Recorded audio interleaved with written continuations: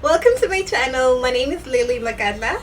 I've been hinting a lot on my Instagram stories that I will be making a lot of videos, basically explaining or telling you guys about my experience in Shanghai, experience in China in general. I do love China, but let's be honest, we have some issues that we do come across. It's known as one of the most challenging countries to ever live in. So I'm recording this video for you now, and I'm really gonna try and take this YouTube thing and podcast thing seriously. So I just wanted to talk to you guys about my experience with my ex-employers.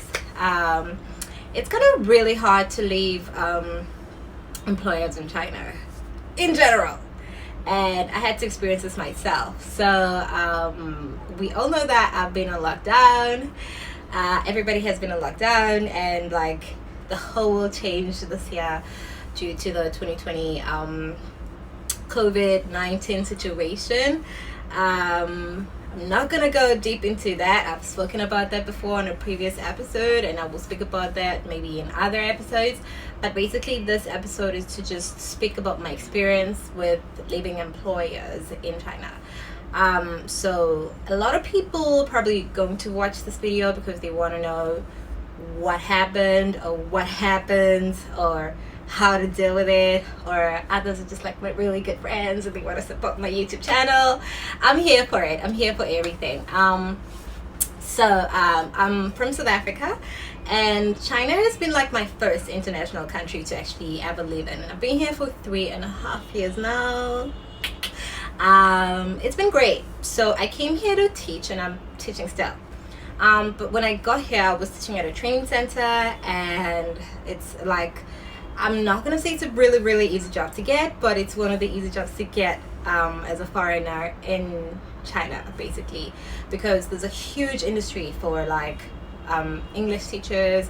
Everybody in China is trying to speak English, and like literally Shanghai is like a mix of you rarely find like a Chinese person that cannot speak English. That's how insane everything has changed and evolved over the years. So I was working for my training center that I came to China to visit my ex-boyfriend. That's another story for another time. And he's the one that was like, I've always like kind of wanted to come to China, but he was still like my go-to person because he was here playing basketball and also studying his honors and his masters here. We were both from I'm from South Africa, but he was Congolese South African. So I came here to visit him in December of some year. I don't remember anymore, and I don't want to go into those details now. And basically, I went to interviews here. He helped me go to some interviews. Spoke to a few recruiters, and I literally was like hired on the spot, like 3 jobs. And this was an insane concept for me because in South Africa, as a graduate, it was so hard to get jobs. It was so freaking difficult, and I literally worked for 1 year in South Africa, and probably the year before that I was kind of like unemployed and just doing some modeling and hosting gigs here and there, you know, just to make money. Sometimes you gotta use your looks. But yeah, so I came here, and then I got those jobs. I went back home to South Africa in Johannesburg, and then I actually quit my job, getting ready to come to China. So I literally was with one company for the whole 3 years that I had been here. And then fast forward to 2020, then the pandemic happened, everything happened. They lost a lot of teachers, and they lost a lot of foreigners, I won't lie. A lot of people went back to their home countries, trying to run away from the situation, not knowing that the situation will eventually like catch up with them in like all over the world. But yeah, so that happened, and it's not easy to leave employers here. But then now I wanted to grow in the teaching industry because I can see there's like lots of opportunities, and I can maneuver and get, you know, higher pay and everything. Not that the money wasn't good. My training center was one of the best paying training centers in China, like to date still. And so I just wanted to change scenery, and also like if you're working in a training center, you're working from Wednesday up until Sunday. It's a very flexi schedule if you want to do other things, but also at the same time it was just like not working out for me. It was basically not working out for me anymore. And then I just wanted, to brunch on Saturday and Sunday like all the normal people do, and have my normal holidays and longer holidays, etc., etc. And it was time for growth. And to be honest, if you're working in a training center, it's really, really hard to grow within the teaching industry as well. So I had the experience and I was like, okay, I'm ready to move on. I've been here. I've held you guys down during the whole pandemic situation. We were working with computers. I was doing a little bit of traveling here and there. I remember I was working on my computer in Cambodia, which is a great time. But I came back here and it was on lockdown and etc., etc. And this is like literally when the country as a whole had literally recovered a little bit from the pandemic. This is in August when this happened to me. And literally, so I was just like quite unhappy with like a lot of things, and I wanted a lot of changes in my life. And then I resigned. And then obviously first things first, and even my friends told me, the ones that work in other companies and ones that have like tried to switch from company to company as well, that have had this experience beforehand, were basically telling me that it's quite hard to like leave your employers here. And I had been with these people for 3 years, mind you. I handed in my resignation, and then they were like, why are you resigning? I'm like, I just want to have a normal life. I want to have my Saturday and Sunday off.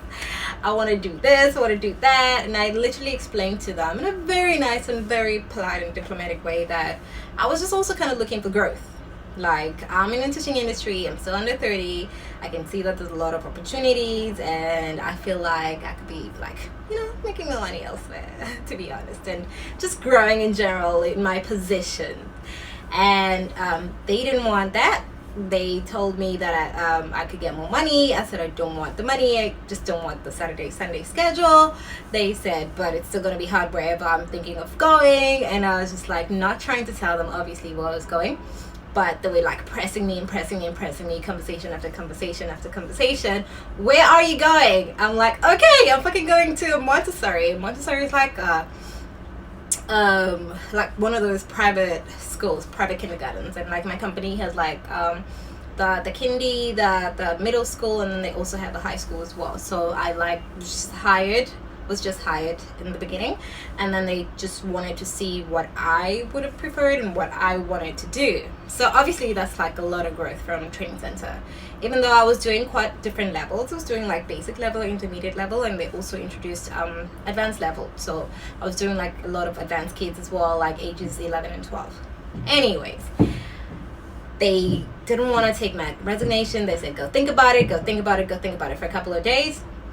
And I'm like, no, you guys are wasting my time. I really just want to go, because obviously with other schools, because training centers do not really close during summer or winter, actually they don't really close for like very few days. So that was one of the reasons why I wanted to change, actually, to just have longer holidays, to be able to go home or to be able to travel. Why am I doing this? Anyways, so I was just like, it's time, guys, I need to go. And then they were not liking that, and they're like, all right, but you have to have 60 days. So that was the trick with me, to be honest. Back home or anywhere else, like normally you just resign and you serve them a month, but like here it was like 60 days of my contract. And I was just like, well, right now I kind of like have 45 days because it kind of wasted my other days, so I'll probably do a month. And I honestly just wanted to like rest, because I had been through so much in 2020, and it's been a lot for everybody, to be honest. And then I was just like, I just want to relax after a month. And they're like, no, you can do 2 jobs as well, you'll be like rich, you'll have lots of money. Like the concept of like leaving to work here or working to live is like, other people would prefer to just like in other countries like leave to work. What am I saying? Yeah, leave to work. And then here it's like you work to leave. And I'm just like, nah, it's a lot of money, I know, but I don't want it. I want to have my weekends, I want to have my time off, I want to have etc etc etc. So I had to put my foot down and be like, nope, I'm resigning, and this is it, and you're going to have 30 days from me. And so they were like basically not making it easy for me to go, offering me more money, offering me like to stay longer. They're like, oh, but your contract says this, but also the contract says if you don't serve your whole period, guess what's going to happen to you? You're going to lose your money. So I was just like, it's fine. If I lose my money, I just want to go after 30 days. I just want to, you know, get this over and done with. I had 8 days of leave as well from the other year period and everything. Like, I really like was working my ass off, and I really did work my ass off. But I was like, yeah, we can subtract the other days and yada yada yada. But it was just like, it was the toughest breakup I've ever been through. And I've been through like employer employee breakup. This was like the toughest one. I laugh about it now, but I was literally like coming home and bawling out and crying because they were literally not trying to release my letter, like my release letter. So you need that in China to be able to move on to the next company or to your next employer, right? So you need your release letter. They need to cancel your visa. They need to cancel your resident permit maybe as well, so that you can just move on with life and go to the next company. But they were like, no, they literally will threaten you here. Like, everybody that has been through this experience, and I'm sure other people have heard about this, you will get threatened that they won't release your papers. So I was just like, oh my god, they don't want to release me. Like, literally they left me with no options but to still work for them.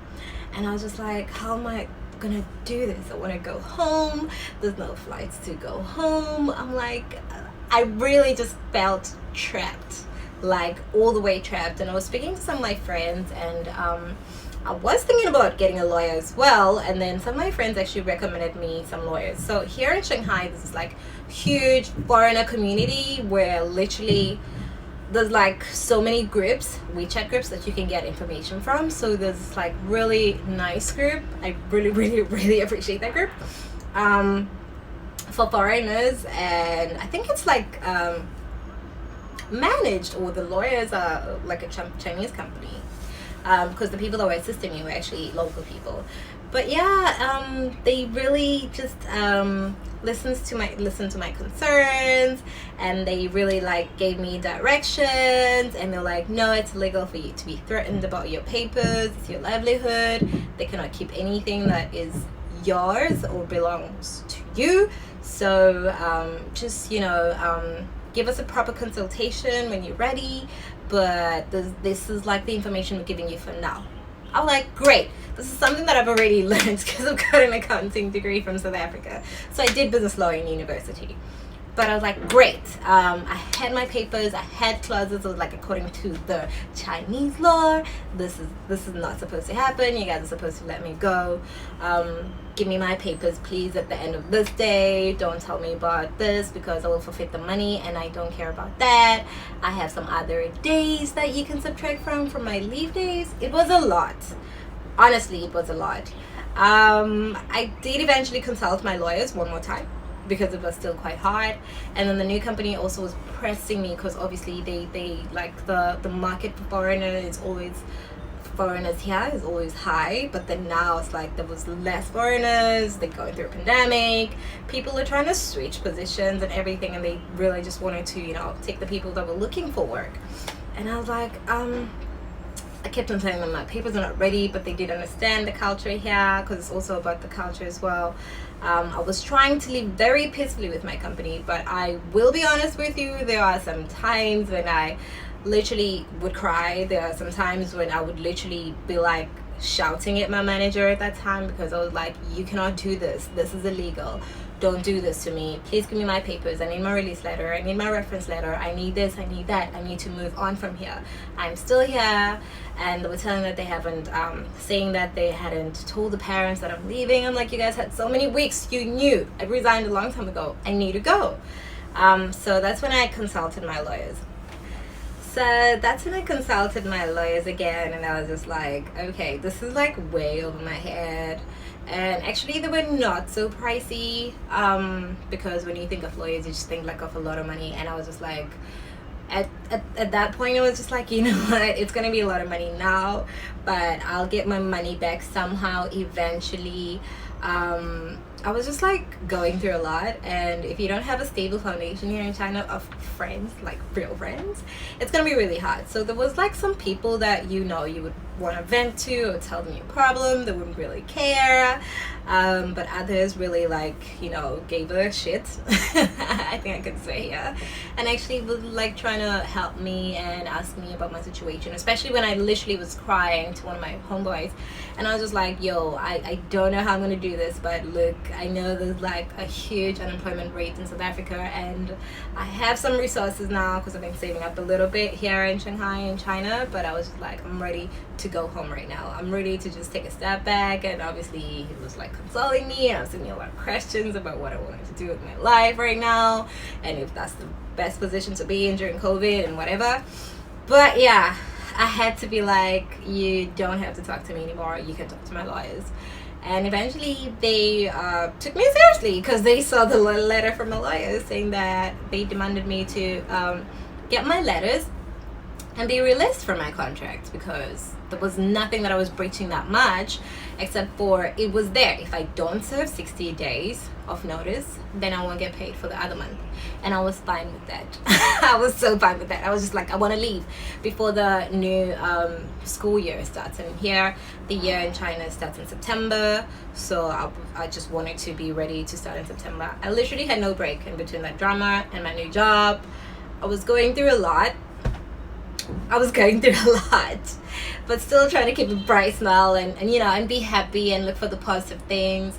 I called my family a lot during that time. Obviously my sister was the first one I cried to, and I was like, I want to go home, these people are just like keeping me here and they think they owe me. Like, I was just going through a lot. My sister was there, so thank you to my sister for that. My family, my mom was there, everybody was there. Like, I would like to thank everybody that was literally there for me during that time, because as a young single woman of color foreigner in China, it was a lot for me. But I'm recording this new video now because I have kind of gone through the stress and processed it, and it's time to tell everybody the stories. I hope you get the information that you need from this video. Please subscribe. I will try and do more informative videos. I'll do some fun videos too in the future, and I'll also do a little bit of vlogging. I just want to do a lot of things, because also we are kind of going through another shutdown, another lockdown again. So we kind of like locked in Shanghai. We cannot go away for Christmas or for New Year's. So here we go. This is me using my time again and being productive. Thank you to everybody that's been watching until this point. I didn't mean for this video to be so long, but I hope you can catch up with my talking. I'm quite nervous, I'm speaking very fast, but I'm also trying to project my voice so that you guys can hear me. So this is the nervous me. But yeah, thank you for watching. Please subscribe, and if you have any questions, you can ask down below in the comments. And I love you. This is Lilly. Mwah!